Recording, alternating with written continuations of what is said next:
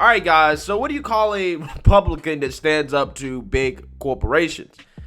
Teddy Roosevelt, right? That's what you call a Republican that stands up to big corporations. And it seems like Ron DeSantis is having a Teddy Roosevelt moment as he's standing up to one of the biggest corporations in his state, Disney, right? That has come out and basically criticized DeSantis and the Republicans for the so-called Don't Say Gay bill, which is actually the parental rights and education bill that the left has fear-mongered and lied about.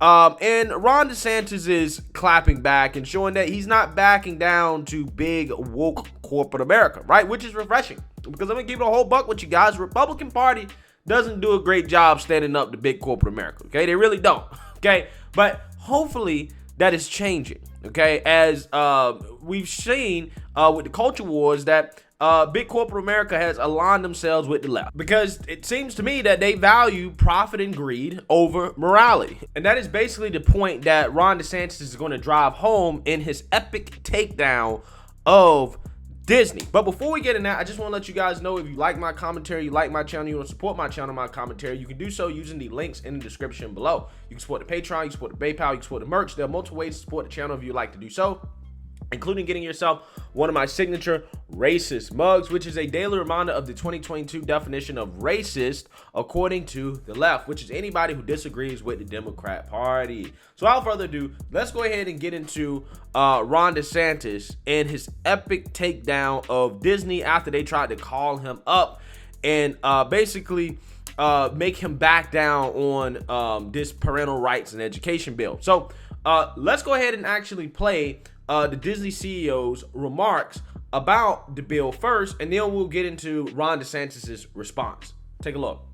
I called Governor DeSantis this morning to express our disappointment and concern that if legislation becomes law, it could be used to unfairly target gay, lesbian, non-binary, and transgender kids and families. Chapek first apologized for not speaking out sooner against the Don't Say Gay bill, and then said he called the governor to take a stance against it, particularly as an advocate for his LGBTQ plus employees. He says they had a, quote, extraordinary conversation, and there are plans for him to meet the governor with some of his LGBTQ cast members in the future. He was very open to this conversation and finding out what aspects are most concerning and working to ensure that that could not happen in the state of Florida with this legislation. The governor's office released a statement confirming the governor spoke with Bob Chapek, and the governor's position has not changed.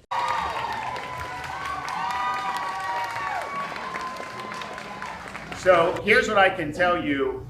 In the state of Florida, we are not going to allow them to inject transgenderism into kindergarten.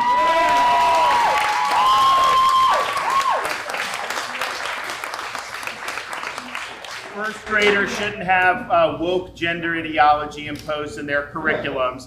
And that is what we're standing for, because we're standing for the kids and we're standing for the parents. And I can tell you this. The chance that I am going to back down from my commitment to students and back down from my commitment to parents' rights simply because of fraudulent media narratives or pressure from woke corporations, the chances of that are zero.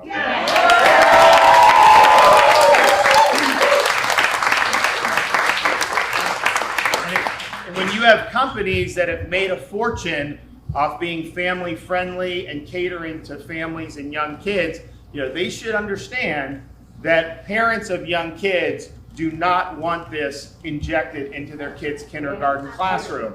They do not want their first graders to go and being told that they can choose an opposite gender. That is not appropriate for those kids. And so if you're family friendly, understand the parents who are actually raising families want to have their rights respected. And I also think that if you have companies like a Disney that are going to say and criticize parents' rights, they're going to criticize the fact that we don't want transgenderism in kindergarten and first grade classrooms, if that's the hill that they're going to die on, then how do they possibly explain lining their pockets with their relationship from the Communist Party of China?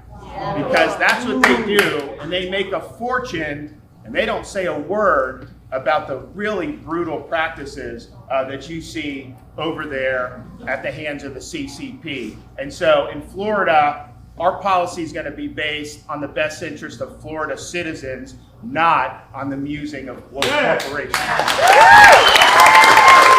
Yeah, so what's amazing about that, guys, is that usually what happens when big corporations call up politicians and say, hey, you know what, we don't like this, we don't like that.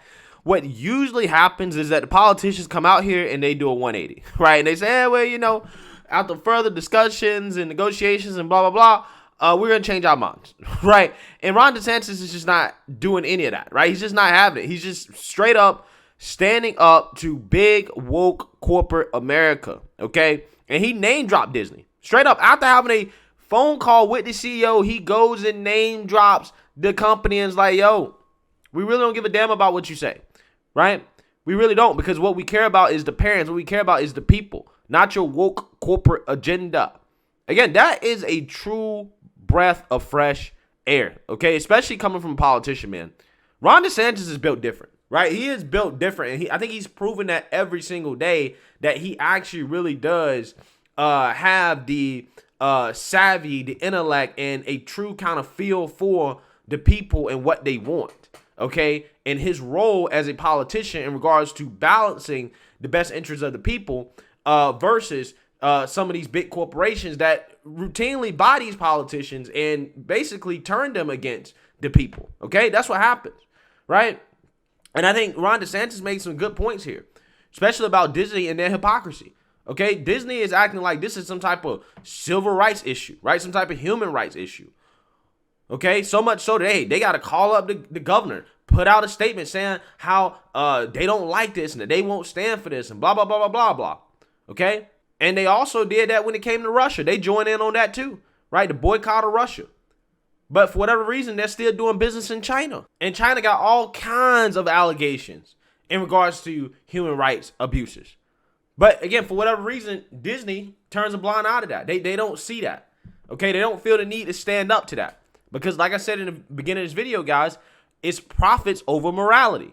Okay, they'll use the veil of morality when it's convenient, when it fits the profit motive. Okay, they'll use that. That's what this whole standing up to this so-called don't say gay bill is. It's, well, we're trying to be moral, right?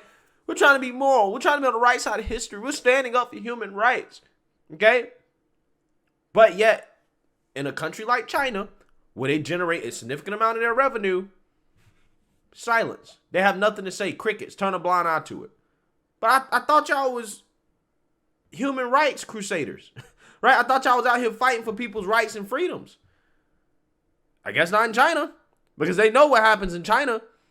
If you speak out and you say something, the CCP gonna punish you, right? They don't play that. They don't play that with corporations.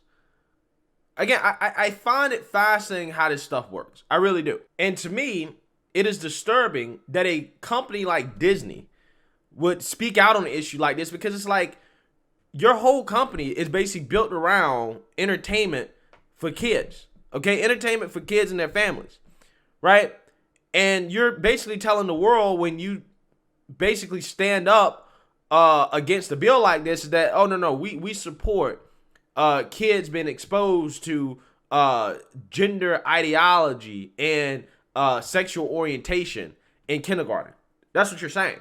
You're saying that you support that, which in my opinion would lead me to believe that maybe they will try to incorporate some of that in their programming. I don't know. Maybe they already have that. Wouldn't be surprised. I don't watch cartoons. I don't watch Disney. So I really don't know. But I wouldn't be surprised if they already have some LGBTQ plus friendly television shows or programming out there targeted towards kids. Okay.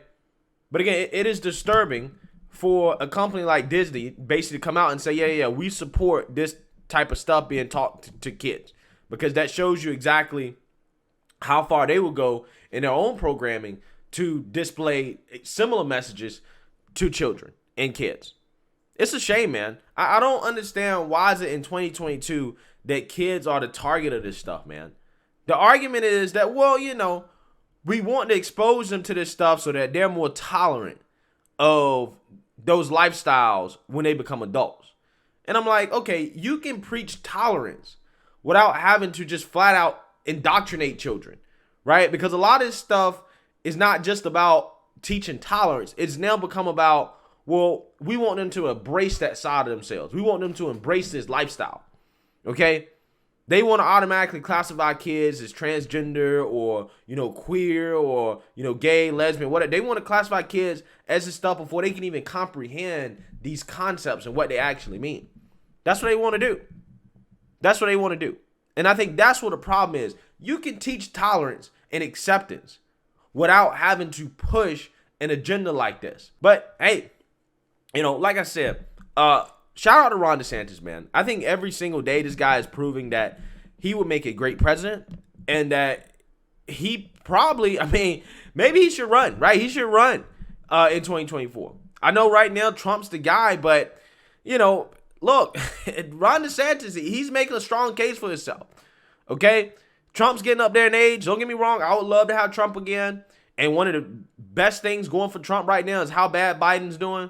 But DeSantis, again, is really on a day-to-day basis really proving that, who knows, he might be the guy, right? He might actually give the GOP the best chance to win in 2024.